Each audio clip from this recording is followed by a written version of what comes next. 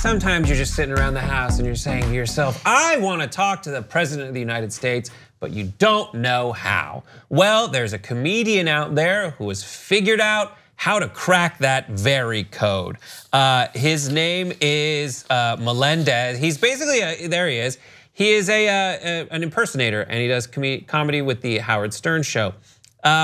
So he calls in and pretends to be Bob Menendez. He says, according to his interview with Vulture magazine, John Melendez says he does not even realize that you have a guy who's not nearly as articulated as Senator Bob Menendez with a bad Long Island accent and a voice that you would think he would know. At the very end, I did something from the old Stern show, but he didn't recognize it.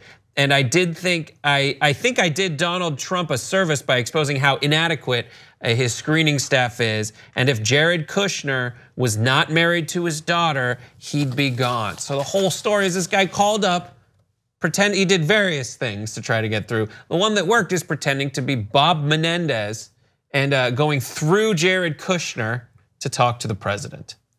How the hell did this happen?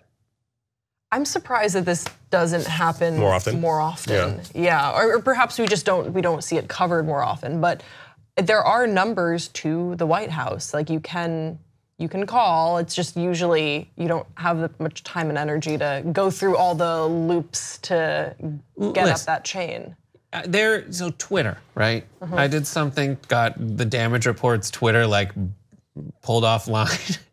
Because I put its birthday in and I thought it would be funny to have like the birthday of the damage reports Twitter. It said like, you have to be 13 years old. You can't be 4 months old to have a Twitter profile. Haha, very funny, but it locked me up.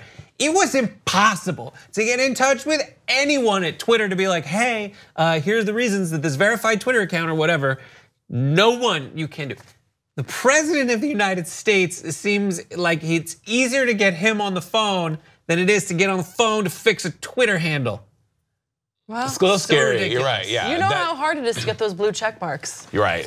Well, yeah, you go Bezos one, but it's indicative of our administration. That's all I gotta say about that. Yeah, how about that? The fuller like back and forth, according to Melendez, he said the person on the other side line called him back up and said, "All right, this is Jared Kushner. We're trying to get in touch with Senator Menendez." After like this weird series of misunderstandings, what does the senator want to talk about? And I go, we had a long conversation with the president about immigration 2 or 3 weeks ago. He just wants some closure on it. And he goes, all right, I can pull him out of a meeting on Air Force One right now, or he can call you back. And I go, no, please call me back because I know I have to call my friend in New York to record it. It was so amazing. He got him on the phone, it's recorded. That is Have you guys wild. ever pulled a prank? Not of this magnitude, no. although I did fool my brother and I pretended to be a friend of my dad's that didn't exist just because my dad is so friendly and he pretends like he knows everybody, and we pretended to be a childhood friend of his. My brother like exchanged email correspondences with him for a time before my mom was like, you have to, this is so cruel. Because we didn't know where we were going with it. You totally got your dad for being friendly. Yeah, Good it was job. like, Way to show we it. were in high school, it was boring and it was awful. And my brother's like, we could hire an actor to play the person and then have him meet up with dad. And once my mom heard that we were like doing stuff like that, she's like, you have to end the prank. Once it like gets destructive, which is why I think this prank is kind of interesting because it's so harmless. It just is exposing how they don't have an adequate check and balance system. Yeah.